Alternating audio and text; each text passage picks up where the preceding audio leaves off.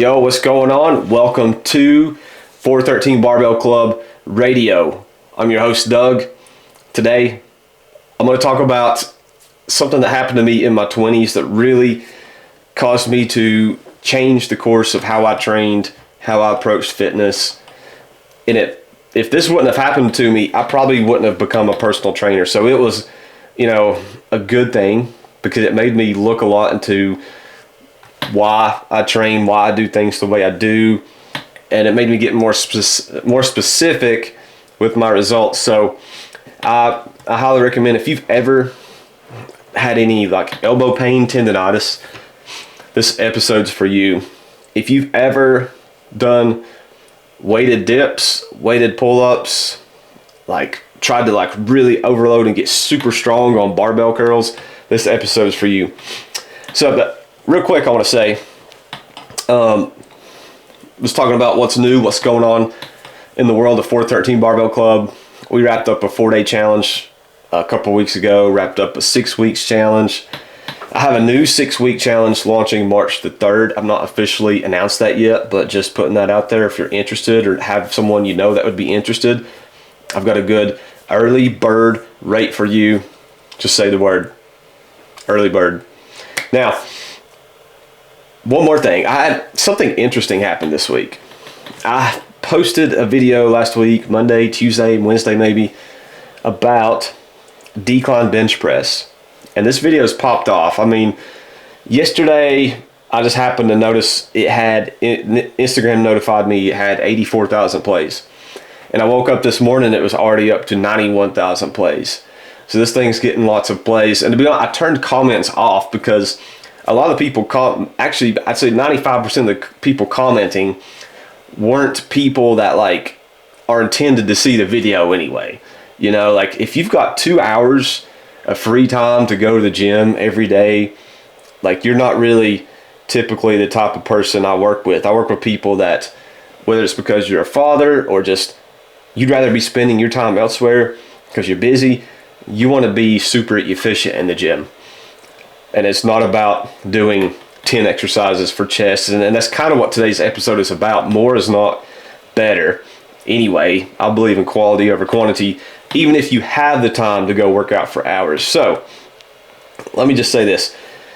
In the video, I basically said that decline bench press is not a good option for building your chest, especially for busy dads. And, some people are like, well, this study showed it. A decline press activates more chest fibers than an incline press. And that is absolutely true. But let me tell you some reasons, and I guess I can give you 4 reasons why that doesn't matter. Decline bench press trains, while it does hit 80% of your chest fibers, it does mostly hit lower chest. But flat barbell bench press also hits lower chest very well and with a better range of motion. So flat bench trumps decline bench press. Many of the dads I train with, for reason number 2, train by themselves. So they don't have a spotter. And decline bench, it's a little more risky and it's going to be harder to get the weight off of you. And it's, it has a higher risk of like hitting you in the throat. And by the way, people have died from that. So with most of my guys needing to be in and out of the gym quick in 30 minutes, they don't have a workout partner. Decline bench press is a less safe option. So, and especially when you consider that most guys go heavier on it because there's a shorter range of motion, that's another reason I don't like decline bench press and I don't program it. Third, I can't tell you how many times I've had a guy tell me they're doing decline bench to bring up their lower pecs when their lower pec development is actually fine. What it is that they have man boobs, as they say, but that's fat. That's not a muscle issue. That comes down to your diet and conditioning, not spot reducing, because you can't spot reduce with decline presses. And then fourth, the current literature shows the benefit of the lengthened position when training. So with chest, that's at the bottom when you got that good stretch. And you don't get that with decline bench press because the bar hits your chest. And even with dumbbells, you don't get that unless you're doing like with a neutral or hammer press. So what ends up happening, if I had to pick 3 exercises for your chest, a flat press of some sort, an incline press of some sort, because most guys are trying to bring up their upper chest because the lower is fine. They've done so much bench press, right? A fly movement or a dip. Something, dip is just basically a decline bench press, but with the full range of motion and body weight. And, what we want to do is train the, what's the word? It slipped me. Train the function of the muscle. There we go. And the function is of your pec muscles, your pectorals, to bring your arm across your chest. Not just in this part, but like from back here across your chest. And so pick exercises that give you that range of motion and train within that range of motion. You'll get better muscle gains, but also it's safer to train in a full range of motion because it's consistent. It's consistent because once you go down lower than you're used to, that's when guys have tears. I'm not saying every single time it's going to tear out the bone, but I'm saying when a muscle tear occurs, more times than not, it's occurring because you've reached a range of motion that you don't normally train in, and that happens because you're ego lifting, which leads me to today's topic. The mistake that made me not train arms for a direct year was ego lifting the summer of 2012, 110%. I've talked about this story before. I was fed up, sick and tired of people telling me, hey, you're getting buff. You're getting there. And I was making pretty good progress, but I felt like I could have been farther along. By the way, it turns out it was because of my diet. I wasn't eating enough calories, not eating enough protein. Okay, but there was nothing wrong with my training. But here's the thing. Everybody's body and physique, as far as muscles, has strong points and weak points. Like when I'm in public, people are always tapping on my chest. How do you get that? How do you do that? People are always feeling my chest, and I'm making it do the little chest dance. You probably can't see it because I'm wearing a navy blue shirt. And I do that to my daughters, and they're like, oh, think that's funny because I can make my, my pecs dance up and down. My chest grows relatively easy compared to other parts of my body. Now, everybody has strengths, but everybody has weaknesses too. Even pro bodybuilders, Brandon Curry, he lives in Tennessee where I live. And on the Olympia, and I've met him before, I've seen him in person. And believe me, there's nothing small about Brandon Curry. You see him in person, you're like, oh my goodness, he's just so wide. And on stage, when you're watching him on the Olympia, and you hear the commentators, they're talking about how small Brandon Curry's legs are in comparison to the other guys, and saying that Brandon Curry's quads are a weakness. He doesn't have that outer quad sweep that they want. But when you see him in person, it's how could you say he has a weakness? He's so large. But the point is, everybody has some kind of weakness, relatively speaking, to their body. And for me, that's my arms. My arms have always been a weakness, just because I have long arms relative to the rest of my body, which is great for basketball. I was really good at rebounding. I had that little extra reach. I was blocking shots. People would drive on me thinking, yeah, I'm going to score on this white boy. And I'd, bam, shove it down their throat. It was a lot of fun. That was a benefit of long arms, and bodybuilding, not so much. And I've had people tell me, you ever get in a fight with me? I can stand back to where you can't reach me with punches, but because of my long arms, I can still knock you in the chin. So yeah, if I did boxing or fighting, long arms would be great for that. But for bodybuilding, it makes a challenge. And it's going to be even more of a challenge when you can't train your arms because you did something stupid. And that's what I did the summer of 2012. And I spent 18 months with tendonitis. And like I said, a year of that 18 months, I did not train arms directly. So let me tell my tendonitis story real quick. But let me ask you, guys, are you lifting with your ego, or are you lifting with wisdom? Because for me, pushing through the pain when I started having elbow pain only made things worse and led to a year without training arms. And that led to muscle loss.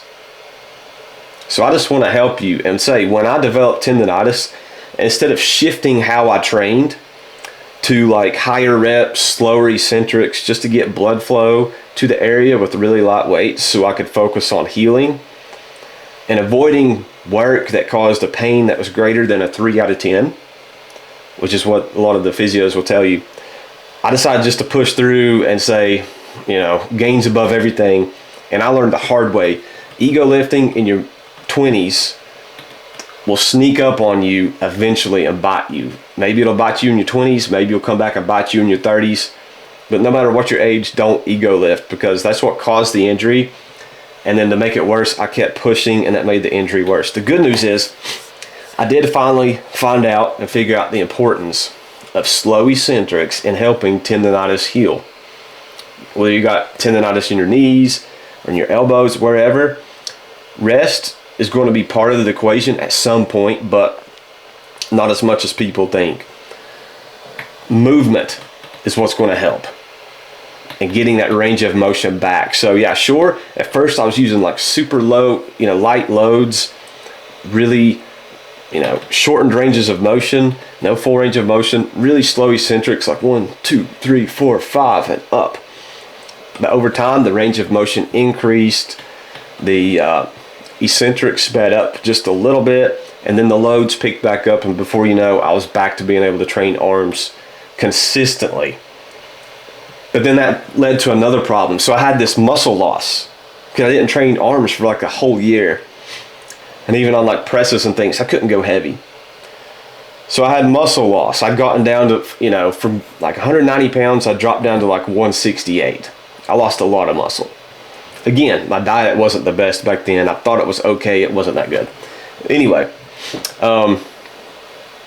so I ended up gaining, in my excitement to gain the muscle back, I gained a lot of fat back with it because I was force feeding.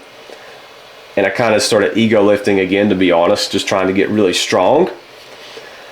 And yeah, I got strong as a mule, man. Like I was, I got, for me, the strongest I'd ever been with a lot of movements like squats, And relatively speaking, this isn't super strong, but I could do 315 for 3 reps. I could, bench press, I was deadlifting, what was it?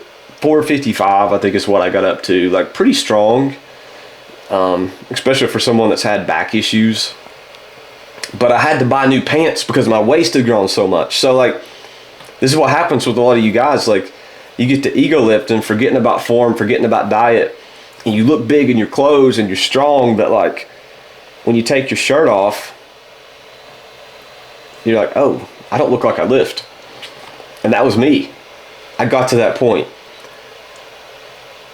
And so I went from losing muscle to gaining it back with a ton of fat and needing to cut sooner than I should have.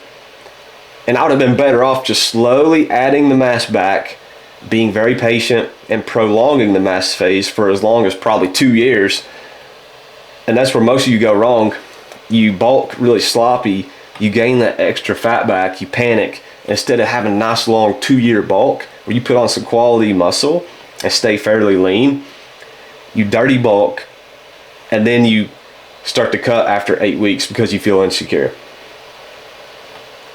And that's one of the things I want to tell you guys today. That's a lesson we all go through. I learned it myself. And by the way, if you need help with that, just say the word. I'd like to have a conversation with you to help you figure out where you've went wrong.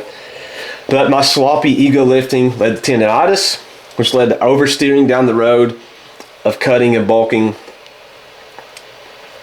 And here's the final takeaway, as a man of God, we need to ask ourselves if our life and our decisions are fueled by wisdom or pride. And I think that starts in the gym. My ego led to injury, tendonitis, muscle loss, gaining too much fat in an attempt to gain back the muscle I lost. And so it's important that we stay humble in the gym and outside the gym. Enjoy the process. Enjoy each and every day, each step along the journey, so we make the best progress we can physically and spiritually. Because I'm here to tell you, how you do one thing is how you'll do all things. And that's why I'm so passionate about helping guys do things in an intentionally different way in the gym than what we see a lot of times. it's important that we stay humble, enjoy the process, and walk in gratitude. Because that was not what I was doing in my 20s, when I was ego lifting, when I had 445s around my plate doing what I thought resembled dips. I'm thankful cell phone cameras weren't too good and I wasn't posting, because if my camera would have been an iPhone 13 Pro 2012, you better believe I would have been posting some footage of me doing chin-ups and dips with 4 plates. It wasn't anything worth posting. It was very partial, sloppy, jerky range, jerky form, and no wonder I got tendonitis. And I'll say this, I remember the day I knew I was doing something wrong, right along when the elbow pain was starting. I was doing cable rows, and I was literally doing like the whole stack, and I had no business doing the whole stack. And there's this guy that was in great shape. He was in his, I think, mid-40s, but like in amazing shape, shredded to the bone, was getting ready for the Knox Classic, I believe. And Joe's, "What's up, Joe?" He said, "Was it a flip phone?" Not a flip phone. I think it was like one of those blue ones that slid over and you had a keyboard. You know what I mean? You could get it on the internet, but you had to like use the arrows to. It was wild, man. That wasn't that long ago, man. But anyway, this dude came up to me and he was like, "Brother," which we talked a lot. He goes, "You're pushing some serious weight." And the way he said it, it wasn't a compliment. And that's when I knew that I needed to check myself. But it was too late. I'd already ego lifted and done the damage.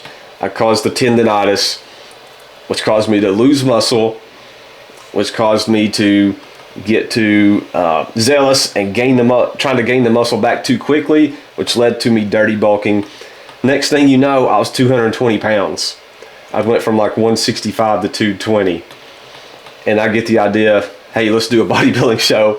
And then I cut in the next year from 220 back down to 165 on stage, and finally leveled out in 2016 and got to a good place. But I'll be honest, like, when I think about, people talking about me competing, as I wrap up, they're like, "Do you have any ambitions to go pro?" Of course I do. And I think I would have went pro potentially in 2017 when I competed. But you know what? Like, the truth is, I just didn't make enough progress muscular-wise up to that point because I'd not spent the time bulking the right way. I was dirty bulking. I'd gain too much fat, get insecure, and start cutting too soon. And you should spend at least a 2-to-1 ratio bulking to cutting in your lifting career, if not more. You guys should be trying to gain muscle. It's bodybuilding, not body destroying. You should be trying to build muscle more than you do take away. And that's caloric surplus, or at least eating just above maintenance, is going to be healthier for your joints and tendons and ligaments anyway, because a lot of times the injuries happen when we're getting too lean. And of course, when we're ego lifting while too lean. That's the key. So I just wanted to share that story because, listen, I genuinely wanted to share it because I just don't want to see anybody go down the same path I did ego lifting. And when I go in the gym and I see guys using a partial range of motion on really heavy weight, and I see guys doing bench press and they're treating their chest like a trampoline, and they go boom and they're bouncing it off their chest, and I see guys doing like I did, weighted dips, weighted chin-ups, I'm like, man, I know exactly where you are right now in your head. I was there once, and believe me, bro, that's not where you want to be. And it's hard to communicate that in the moment, because when you're 25 years old, you can't hear that. Like, no, man, I'm unstoppable. But just because you can do something doesn't mean you should. In your 20s, you learn what you're capable of doing. But in your 30s, a lot of times you learn what your limits really were and what you should do going forward. And so I will never apologize for preaching quality over quantity. It's not about, in bodybuilding, playing the stock market and taking risk for huge gains. As Jeff Albert says from 3DMJ, I worked with them for a while there, my coach for a while. Bodybuilding is more about depositing pennies into the bank day after day, month after month, years after years, you slowly make progress. Yeah, you're not going to see me do 10 exercises on chest day like a lot of the boys, but you know what? My bench is not what it was 6 months ago. My incline press is not what it was 6 months ago. I'm focusing and doing less exercises so I can increase the focus on those and make more progress than the other guys just going in doing random sweaty exercise. Quality over quantity. Don't get yourself hurt. That's today's message on the podcast. Hope it was useful for you. And like I said, I got a 6-week challenge starting up. If you're interested, it's not really been announced publicly other than just now. So I've already got 7 people in early. I'm willing to give you a nice little early bird special. You'll save $100 if you're interested, or you know someone that would be interested. These 6-week challenges are fun. Shoot me a message and we'll get you set up. All right. Appreciate you guys watching, and I'll see you next Monday.